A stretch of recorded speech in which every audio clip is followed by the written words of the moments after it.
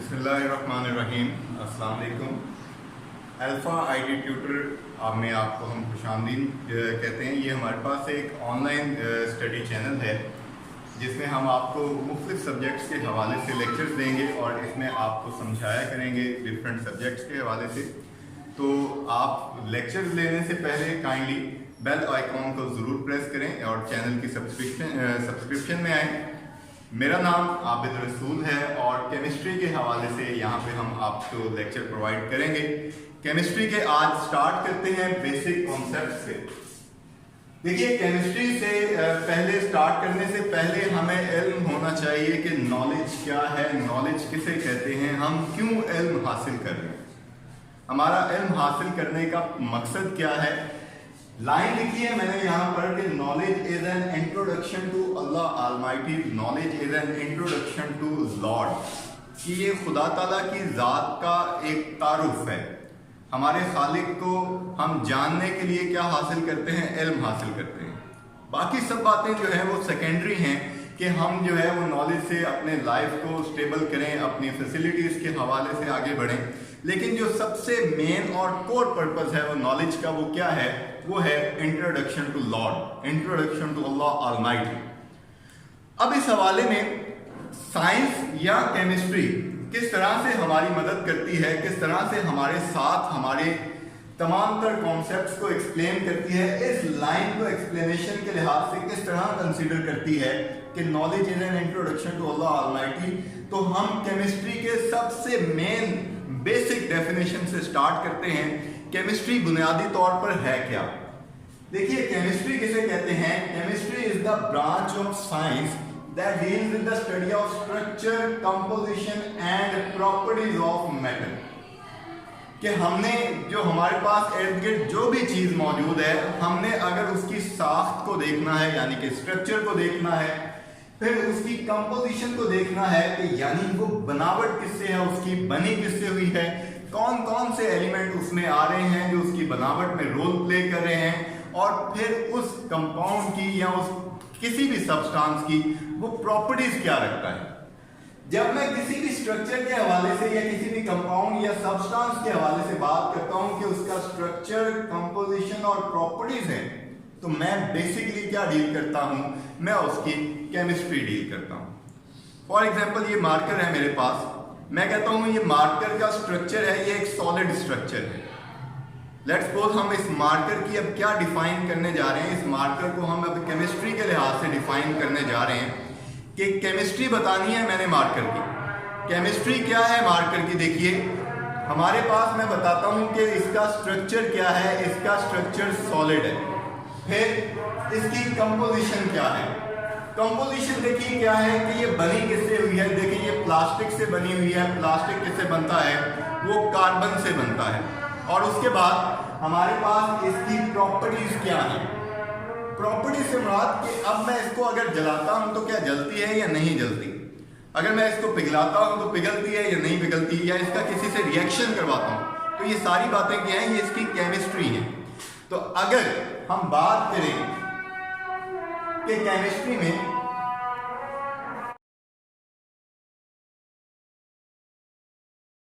कर रहे थे कि केमिस्ट्री के लिहाज से कि मैं इस मार्कर की केमिस्ट्री को एक्सप्लेन करना है, तो मुझे ज़रूरी है कि मैं इसमें इसका स्ट्रक्चर भी बताऊं, मैं इसकी कंपोजिशन भी बताऊं और मैं इसकी प्रॉपर्टीज को भी डिस्कस करूं। लेकिन अगर यही मार्कर मैं इस तरह से डिफाइन करूं कि मैं इस मार्कर को एक सर्टेन फोर्स ऑफ के साथ जो है वो दीवार में मारता हूं, तो ये जाके उससे टकराती है, अपनी एनर्जी शिफ्ट करती है और साउंड प्रोड्यूस करती है। बात अब मार्कर की ही हो रही है, लेकिन फोर्स और एनर्जी के लिहाज से हो रही है। तो अब ये मार्कर की केमिस्ट्री नहीं कहलाएगी, अब ये इस मार्कर की फिजिक्स कहलाएगी। इसी तरह लेट्स सपोज अगर हम कहते हैं कि ये मार्कर जो है ये रिप्रोड्यूस करती है, रेस्पिरेशन करती है, ये इसमें जो है वो डाइजेशन का प्रोसेस भी होता है, तो फिर इसी मार्कर की क्या डील हो रही है, ये बायोलॉजी डील हो रही है। लेकिन हमने चूंकि बात करनी है केमिस्ट्री के हवाले से, तो केमिस्ट्री में हमने लाजमी तौर पर क्या एक्सप्लेन करना है, स्ट्रक्चर, कंपोजिशन और प्रॉपर्टीज किसकी जी, मैटर की। और मैटर किसे कहते हैं बेटा, मैटर कहते हैं anything that have certain mass and that can occupy space. हर वो चीज जो वजन रखती है और जगह घेरती है वो हमारे पास क्या कहलाती है, वो मैटर कहलाती है। यानी कि इसका मतलब हुआ केमिस्ट्री जो है वो हर वजूद रखने वाली चीज के मुतालिक, उसके स्ट्रक्चर, कंपोजिशन और प्रॉपर्टीज के मुतालिक इल्म दे रही। फिर मैटर देखें, उसकी फर्दर टाइप्स हैं। मैटर्स की कौन कौन सी टाइप्स हैं हमारे पास? There are 4 types of matter are there, plasma, gas, liquid और सॉलिड। और आप अपनी कायनात में पूरी नजर दौड़ा कर देख लें तो इन 4 चीजों के अलावा हमें कोई चीज नजर नहीं आती। हमारे पास मैटर की एग्जिस्टेंस में यही 4 चीजें हैं। तो इसका मतलब हमने पूरी कायनात के नॉलेज को ग्रैस्प करना है। किस सेंस में ग्रैस्प करना है? उसके स्ट्रक्चर, कंपोजिशन और प्रॉपर्टीज के लिहाज से। इसी को बेटा हम केमिस्ट्री कहते हैं और यही केमिस्ट्री कहलाती है कि जब हम बात करें कि स्ट्रक्चर क्या है, कंपोजिशन क्या है और प्रॉपर्टीज क्या है। अब ओरिजिन क्या है? केमिस्ट्री की इब्तिदा कहां से हुई? केमिस्ट्री की इब्तिदा जो है वो अल्लाह ताला ने इंसान की जबिलत में ऐड कर दी है कि वो इंसान कोई भी हो उसके अंदर एक जज्बा ऐड कर दिया। और वो जज्बा कौन सा है? दैट इज क्यूरियोसिटी, तजस्सुस। क्यूरियोसिटी उसे बताती है, क्यूरियोसिटी उसे कहती है कि मैं अपने सामने पड़ी हुई चीज को देखूं, जानूं कि ये है क्या। इवन कि किसी छोटे से बच्चे में भी ये जज्बा उसकी जात की तरफ से एक नेमत है। फॉर एग्जाम्पल, आप जब किसी बच्चे को एक छोटा सा खिलौना देते हैं तो वो बच्चा उस वक्त तक चैन से नहीं बैठता जब तक उसमें से तोड़ के वो मोटर नहीं निकाल देता या उसमें से देख नहीं लेता कि ये है क्या। तो बुनियादी तौर पर ये हर इंसान के अंदर है कि वो चीज़ों को जांचे, पढ़ते, उनको इस्तेमाल में लाने की कोशिश करे। और यही हमारे पास क्या है? इस केमिस्ट्री का ओरिजिन है। और जब हम नॉलेज के लिहाज से फिलोसफिकली बात करते हैं तो सबसे पहले जिन फिलोसफर्स का जिक्र करते हैं उनमें हमारे पास एंशिएंट ग्रीक फिलोसफर जो हैं वो सबसे ज्यादा प्रोमिनेंट है। ग्रीक फिलोसफर जो हैं उनमें सबसे ज्यादा अहम नाम जो है वो डेमोक्राटस का है। डेमोक्राटस जो है इसने हमें पहली दफा इसको एक लफ्ज की फॉर्म में, इस एंटिटी को जो आज हमारी केमिस्ट्री की बुनियाद है, उस एंटिटी को एक लफ्ज दिया। देखिए वो लफ्ज आया कहां से? पुराने जमाने में लोग क्या करते थे, गारों में रहने वाले या कोई भी लोग जो हैं वो जब कोई भी चीज से इंटरेक्शन होता है तो वो उसको तोड़ के देखते थे कि ये बनी किससे हुई। कोई पत्थर होता था, पत्थर को मुंह में डालकर देखना और तोड़ के देखना कि वो है क्या। फिर तोड़ते तोड़ते तोड़ते वो एक ऐसे स्मॉलर पार्टिकल तक पहुंचे वो पुराने साइंटिस्ट के, जिनके अकॉर्डिंग उस पार्टिकल को उनकी वो पुरानी रिसर्च के अकॉर्डिंग मजीद तोड़ा नहीं जा सकता। तो वो छोटे से छोटा पार्टिकल जो उनकी रिसर्च के मुताबिक मजीद नहीं डिवाइड किया जा सकता था, उसको उन्होंने नाम दिया क्या? एटॉमस का। और ये वर्ड आया कहां से? ये वर्ड आया है टॉमस से। देखिए टॉमस का मतलब ही क्या होता है? टॉमस का मतलब होता है दैट कैन बी डिवाइडेड, जिसको हम मजीद तकसीम कर सकते हैं। लेकिन अगर किसी वर्ड के स्टार्ट में ए लगा दिया जाए ग्रीक्स में तो वो उसके मानियों को निगेट कर देता है, उसके मीनिंग उलट हो जाते हैं। तो अब वर्ड टॉमस की बजाय क्या बन गया? एटॉमस बन गया।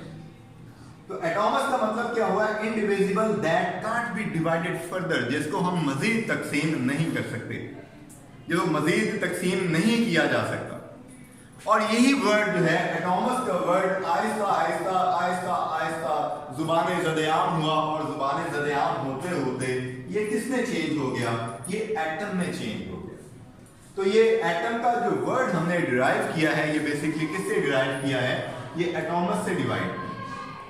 तो एटम हमारे पास पुराने वक्तों के अकॉर्डिंग, इस लफ्ज के मीनिंग्स के अकॉर्डिंग इसको हमने डिफाइन कैसे किया? देखिए एटम की पुरानी डेफिनेशन है, मैं पुरानी का लफ्ज इस्तेमाल कर रहा हूं क्योंकि इसकी एक रीजन है। देखिए एटम की पुरानी डेफिनेशन है the smallest particle of a substance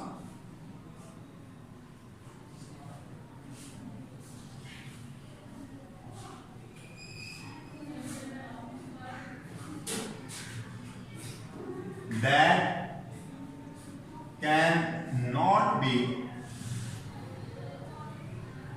divided further। तो ये बिल्कुल किस हमारे पास मानी पर उतर रही है? ये एटॉमस के ही लफ्ज पर पूरा उतर रही है।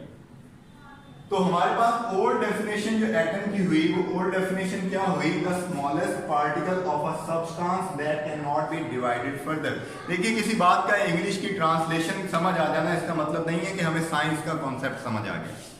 साइंस का कॉन्सेप्ट समझने के लिए जरूरी है कि हम उसकी डेप्थ में जाएं, हर लफ्ज की डिटेल हमें पता होनी चाहिए। यहां पे मैंने इस्तेमाल किया लफ्ज सब्सटेंस, तो आपको लाजमी तौर पर इल्म होना चाहिए कि हम सब्सटेंस किसे कहते हैं। देखिए, सब्सटेंस किसे कहते हैं? प्योरेस्ट फॉर्म ऑफ एनीथिंग, किसी भी शय की जो खालिस हालत है वो सब्सटेंस है। अगर मेरे हाथ में रेत है और वो मुकम्मल तौर पर प्योरली क्या है, वो रेत ही है, सैंड ही है, तो वो सब्सटेंस कहलाएगा। इसी तरह अगर उसमें एक भी कोई दूसरा मट्टी का या कोई भी दूसरा बजरी का कोई पार्टिकल ऐड हो जाता है तो फिर हमारे पास वो सब्सटेंस नहीं है, अब वो मिक्सचर बन चुका है। तो सब्सटेंस क्या है? वो किसी भी शय की जो है वो प्योरेस्ट फॉर्म को हम क्या नाम देते हैं? सब्सटेंस का नाम देते हैं। तो हमने डिफाइन क्या किया कि किसी भी प्योरेस्ट फॉर्म का छोटे से छोटा पार्टिकल वो क्या कहलाता है? वो एटम कहलाता है। लेकिन आहिस्ता आहिस्ता वक्त के साथ रिसर्च बढ़ती गई, इन्वेंशंस आई, जो है हमारे पास सिंपल माइक्रोस्कोप से कंपाउंड माइक्रोस्कोप, कंपाउंड माइक्रोस्कोप से फिर इलेक्ट्रॉन माइक्रोस्कोप का कंसेप्ट आया, और फिर फर्दर हमारे पास जो कंसेप्ट्स आए उन्होंने हमें बताया, ये बात रियलाइज करवाई कि भाई एटम के अंदर तो मजीद पार्टिकल्स भी मौजूद होते हैं। इसका मतलब है कि एटम डिवाइड हुआ है तो फिर एटम का लफ्ज उसके साथ जो है वो हमें नहीं लगाना चाहिए, लेकिन ये एक ट्रेडिशन बन चुका है। अब चाहे हम एटम को ओल्ड के लिहाज से डिफाइन करें या न्यू के लिहाज से डिफाइन करें, साथ लफ्ज जो है वो एटम ही रहेगा, क्योंकि ये एक ट्रेडिशन बन गया है हमारे पास। तो फिर अब पार्टिकल एटम के अंदर जो है वो कौन से हैं? पार्टिकल्स ऑफ एटम्स को मजीद दो हिस्सों में डिवाइड किया गया है। जो एटम के पार्टिकल्स हैं वो दो हिस्सों में डिवाइडेड हैं। कौन कौन से? एक है सब एटॉमिक पार्टिकल और एक है फंडामेंटल पार्टिकल्स। देखिए, सब एटॉमिक पार्टिकल्स और फंडामेंटल पार्टिकल्स हमें कब मिले? जब हमने मजीद एटम के ऊपर रिसर्च की इलेक्ट्रॉन माइक्रोस्कोप से, तो हमें पता चला कि एटम के अंदर इलेक्ट्रॉन भी है, प्रोटॉन भी है, न्यूट्रॉन भी है, न्यूट्रिनो भी है, एंटी न्यूट्रिनो भी है, पॉजिट्रॉन भी है, हाइड्रॉन भी है, क्वार्क्स भी है। तो एटम इसका मतलब डिवाइड हुआ है। तो अगर एटम डिवाइड हो गया तो हमारे पास ये जो ओल्ड डेफिनेशन का कॉन्सेप्ट था ये क्या हो गया? ये रिजेक्ट हो गया। तो ओल्ड डेफिनेशन का जो कॉन्सेप्ट है ये इसी वजह से रिजेक्ट हुआ है कि हमारे पास एटम अब मजीद डिवाइड हो गया है और उसमें क्या डिस्कवर हो चुके हैं? उसमें पार्टिकल्स डिस्कवर हो चुके हैं। तो एटम के दो तरह के पार्टिकल्स होते हैं, एक सब एटॉमिक पार्टिकल्स और एक फंडामेंटल पार्टिकल्स। तो अब हम यहां पर एक्सप्लेन करेंगे सब एटॉमिक पार्टिकल्स को।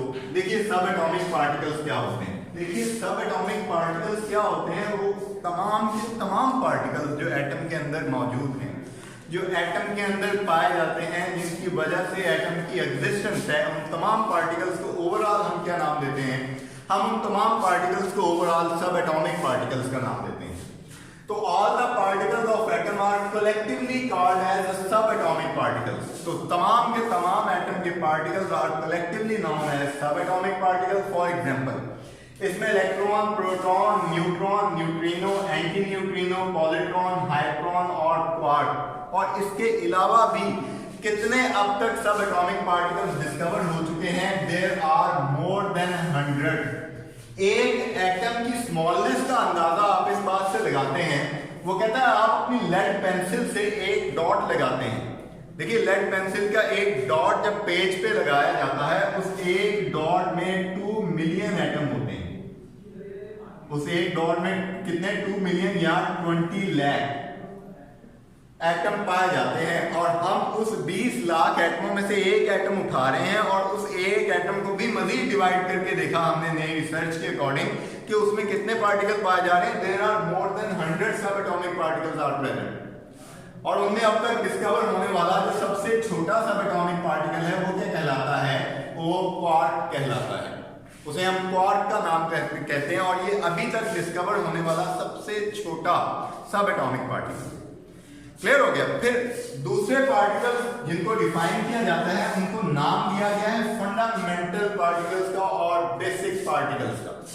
Why they are known as fundamental particles, और कौन कौन से ऐसे पार्टिकल्स हैं हम जिनको फंडामेंटल पार्टिकल्स कहते हैं। देखिए, फंडामेंटल पार्टिकल सिर्फ और सिर्फ इलेक्ट्रॉन, प्रोटॉन और न्यूट्रॉन को नाम दिया जाता है। सिर्फ और सिर्फ इलेक्ट्रॉन, प्रोटॉन और न्यूट्रॉन ही हमारे पास क्या कहलाते हैं, ये फंडामेंटल पार्टिकल कहलाते हैं। रीजन क्या है कि हम इनको फंडामेंटल पार्टिकल्स क्यों कहते हैं। देखिए, हम जितनी भी एटम की प्रॉपर्टीज को देखते हैं, वो चाहे उसकी फिजिकल प्रॉपर्टीज हो, जिसमें उसका मास, डेंसिटी, वॉल्यूम, उसका हमारे पास तमाम तर जो फिजिकल एस्पेक्ट्स हैं, उसकी अपीयरेंस है, वो तमाम की तमाम प्रॉपर्टीज भी, और उसकी केमिकल रिएक्टिविटी भी, केमिकल रिएक्टिविटी के वो कितने बॉन्ड बना रहा है, कैसे बॉन्ड बना रहा है, ये सारे के सारे एस्पेक्ट जो हैं वो फिजिकल हो या केमिकल हो, वो सिर्फ और सिर्फ इन्हीं 3 पार्टिकल्स की वजह से कंट्रोल होते हैं, जिनमें हमारे पास बुनियादी तौर पर इलेक्ट्रॉन है, प्रोटॉन है और न्यूट्रॉन है। इलेक्ट्रॉन डिसाइड करते हैं केमिकल रिएक्टिविटी को। प्रोटॉन हमें आइडेंटिफिकेशन देता है। प्रोटॉन बेसिकली आइडेंटिफिकेशन है किसी भी एलिमेंट की। प्रोटॉन की तादाद डिसाइड करती है कि एक एलिमेंट दूसरे एलिमेंट से डिफरेंट किस तरह से है, और ये हम अपने नेक्स्ट लेक्चर्स में इसको बड़ी डिटेल से डिस्कस करेंगे। न्यूट्रॉन जो है ये हमें एक तो न्यूक्लियर मैस के मुतालिक भी बताता है, और न्यूक्लियर जो रिएक्शंस होते हैं वो भी हमारे पास जो मेनली फिशन और फ्यूजन रिएक्शन होते हैं उसमें सबसे बड़ा रोल जो है वो न्यूट्रॉन प्ले करते हैं। तो ये हमारे पास फंडामेंटल पार्टिकल इसी बेस पे कहलाते हैं, क्योंकि एटम की almost all types of properties are controlled by only these 3 particles and they are known as electron, proton and neutron. अब देखिए, अब जब हमने देखा कि एटम के अंदर मजीद सब एटॉमिक पार्टिकल्स पाए जाते हैं, इसका मतलब एटम डिवाइड हो गया, जबकि एटम की हमारे पास पुरानी डेफिनेशन क्या थी कि the smallest particle of a substance that can not be divided further. लेकिन जब एटम के अंदर इलेक्ट्रॉन भी डिस्कवर हो गए, प्रोटॉन भी, या तमाम सब एटॉमिक पार्टिकल्स डिस्कवर हो गए, तो यहां पर उसकी पुरानी डेफिनेशन को हमें रिजेक्ट करना पड़ा। फिर जरूरत पेश आई कि क्यों ना हम एटम की एक नई डेफिनेशन करें जो है उसको बेहतरीन तरीके से एक्सप्लेन कर सकती हो। तो यहां पर एटम की एक नई डेफिनेशन ने जन्म लिया। जब एटम डिवाइड हो चुका तो हमने एटम को नए तरीके से डिफाइन किया। कैसे डिफाइन किया? The smallest unstable particle of any substance which may not exist independently and take part in a chemical reaction. कि हमारे पास किसी भी सब्सटेंस का वो छोटे से छोटा लेकिन अनस्टेबल पार्टिकल जो आजादाना तौर पर अपना वजूद कायम नहीं रख सकता और केमिकल रिएक्शन में हिस्सा ले लेता है, हमने उसको अब क्या नाम देना शुरू कर दिया? एटम का नाम देना शुरू कर दिया। फॉर एग्जांपल 3 एटम मैंने ड्रॉ किए। हाइड्रोजन का एटम है जिसके आउटरमोस्ट शेल में सिर्फ 1 इलेक्ट्रॉन है, लिथियम का है उसके अभी आउटरमोस्ट शेल में 1 इलेक्ट्रॉन, और सोडियम का लास्ट शेल में 1 इलेक्ट्रॉन, अंदर वाले शेल में 8 इलेक्ट्रॉन, और फिर पहले शेल में 2 इलेक्ट्रॉन। अब देखें, मैंने डेफिनेशन का उर्दू में कॉन्सेप्ट तो दे दिया, ट्रांसलेशन कर दी, लेकिन कॉन्सेप्ट नहीं दिया, सॉरी। तो कॉन्सेप्ट हमारे पास डेफिनेशन का प्रॉपर समझ हमें उस वक्त आएगी जब हमारे जहन में ये क्वेश्चन पैदा होगा कि भाई एटम अनस्टेबल क्यों है, हम इसको स्टेबल क्यों नहीं कह रहे, फिर why it is not existing independently, ये आजादाना तौर पर अपना वजूद कायम क्यों नहीं रख रहा, and why it has the need to take part in a chemical reaction and why it is taking part in a chemical reaction, ये केमिकल रिएक्शन में हिस्सा क्यों ले रहे हैं। तो जब तक ये डेफिनेशन के तीनों पोर्शन हमें समझ नहीं आते, हमें डेफिनेशन की कॉन्सेप्ट समझ नहीं आएगा। तो हमारे पास इन 3 पोर्शन में से सबसे पहला पोर्शन है अनस्टेबल होने का, कि एटम अनस्टेबल क्यों है। तो हमने क्या डिफाइन करना है? उसकी स्टेबिलिटी को डिफाइन करना है। तो स्टेबिलिटी के हमारे पास एटॉमिक लेवल पर 2 रूल होते हैं। एक हमारे पास है डुप्लेट रूल और एक हमारे पास है ऑक्टेट रूल। डुप्लेट रूल किसे कहते हैं? डुप्लेट रूल कहते हैं to have 2 electrons in first shell, और इस रूल को ओबे करते हैं हाइड्रोजन और हीलियम, क्योंकि इनका हमारे पास क्या होता है? एक ही शेल होता है। इसका मतलब हुआ इस बात के अकॉर्डिंग हमारे पास अगर किसी भी एटम का एक शेल है वो स्टेबल उसी फॉर्म में होगा जब उसके एक पहले ही शेल में 2 इलेक्ट्रॉन होंगे। और अगर उसके पहले ही शेल में 2 इलेक्ट्रॉन हो गए, वो स्टेबल हो गया, और अगर वो स्टेबल हो गया तो फिर वो एटम नहीं है, क्योंकि एटम की डेफिनेशन का लफ्ज ही क्या है, द स्मॉलेस्ट अनस्टेबल पार्टिकल। अब देखिए फॉर एग्जांपल मैंने कहा कि ये हाइड्रोजन का एटम है। ये हाइड्रोजन का एटम क्यों है? क्योंकि इसके पहले शेल में कितने इलेक्ट्रॉन है? 1 इलेक्ट्रॉन है। हालांकि होने कितने चाहिए? 2 इलेक्ट्रॉन होने चाहिए। फॉर एग्जांपल मैं स्ट्रक्चर ड्रॉ कर रहा हूं हीलियम का। हीलियम के पहले ही शेल में हमारे पास 2 इलेक्ट्रॉन है। इसका मतलब है ये हमारी इस पहली डेफिनेशन पर पूरा उतर है।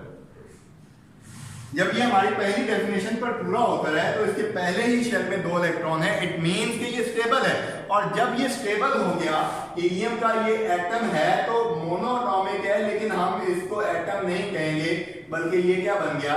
ये मोनोएटॉमिक मॉलिक्यूल बन गया। तो अगर तो उसके आउटर मोस्ट शेल में इलेक्ट्रॉन जो है वो इस डेफिनेशन के अकॉर्डिंग पूरे नहीं है तो वो एटम है, और जब वो उसके आउटर मोस्ट शेल में इलेक्ट्रॉन पूरे हो गए तो फिर वो एटम नहीं हुआ, वो हमारे पास मॉलिक्यूल बन गया, क्योंकि वो स्टेबल हो गया। और जब वो स्टेबल हो गया तो अब हम उसके लिए एटम की टर्म इस्तेमाल नहीं करेंगे। तो एटम की टर्म के लिए जरूरी है कि हमारे पास वो किसको ओबे कर रहा हो, वो उसके आउटर मोस्ट शेल में इलेक्ट्रॉन्स की तादाद कंप्लीट ना हो। अब जब उसके आउटर मोस्ट शेल में इलेक्ट्रॉन की तादाद कंप्लीट ही नहीं है तो वो हमारी डेफिनेशन के दूसरे हिस्से को एक्सप्लेन करेगा कि वो हमारे पास अब इंडिपेंडेंट एग्जिस्टेंस नहीं रख सकता, क्योंकि वो स्टेबल ही नहीं है। और फिर अपनी इंडिपेंडेंट एग्जिस्टेंस को कायम करने के लिए वो तीसरे डेफिनेशन के पार्ट को एक्सप्लेन करेगा कि वो केमिकल रिएक्शन करेगा। फॉर एग्जांपल हाइड्रोजन का एक एटम है, उसके आउटर मोस्ट शेल में 1 इलेक्ट्रॉन है। इसी तरह दूसरी जानिब भी हाइड्रोजन का एक एटम है, उसके आउटर मोस्ट शेल में 1 इलेक्ट्रॉन है। ये दोनों कब स्टेबल होंगे? जब ये दोनों केमिकल रिएक्शन करके अपने अपने इलेक्ट्रॉन्स को शेयर कर लेंगे। अब इसके शेल में भी ये 2 इलेक्ट्रॉन आ गए और इसके शेल में भी 2 इलेक्ट्रॉन आ गए, लेकिन यहां पर जब उन्होंने इलेक्ट्रॉन शेयर नहीं किया था तो ये भी एटम कहलाता है, ये भी क्या कहला रहा है? एटम कहला रहा है। लेकिन जैसे ही उन्होंने अपने इलेक्ट्रॉन्स को शेयर करके अपने पहले शेल में 2-2 इलेक्ट्रॉन कर लिए तो अब इसको हम एटम नहीं कहेंगे, बल्कि ये क्या कहलाया? ये मॉलिक्यूल कहलाया। तो यहां से हमें ना सिर्फ एटम की डेफिनेशन क्लियर होती है, बल्कि यहां से एक नई डेफिनेशन ने यहां पर जन्म लिया, और वो किसकी डेफिनेशन है? मॉलिक्यूल की डेफिनेशन है। इसी तरह स्टेबिलिटी का दूसरा रूल है, that is known as octet rule. Octet rule का मतलब है to have 8 electrons in valence shell, कि उसके वैलेंस शेल में कितने इलेक्ट्रॉन होने चाहिए? 8 इलेक्ट्रॉन होंगे तो वो स्टेबल है, जैसा कि ये सोडियम है। अब देखिए आप, इसके आउटर मोस्ट शेल में 1 इलेक्ट्रॉन है, जबकि वैलेंस शेल में कंडीशन क्या है स्टेबल होने की? कि उसके आउटर मोस्ट शेल में 8 इलेक्ट्रॉन होने चाहिए। तो जब वो 8 इलेक्ट्रॉन नहीं रखता तो वो स्टेबल नहीं है। स्टेबल नहीं है, दैट्स व्हाई हमने इसको क्या नाम दिया? ये सोडियम का एटम कहलाया।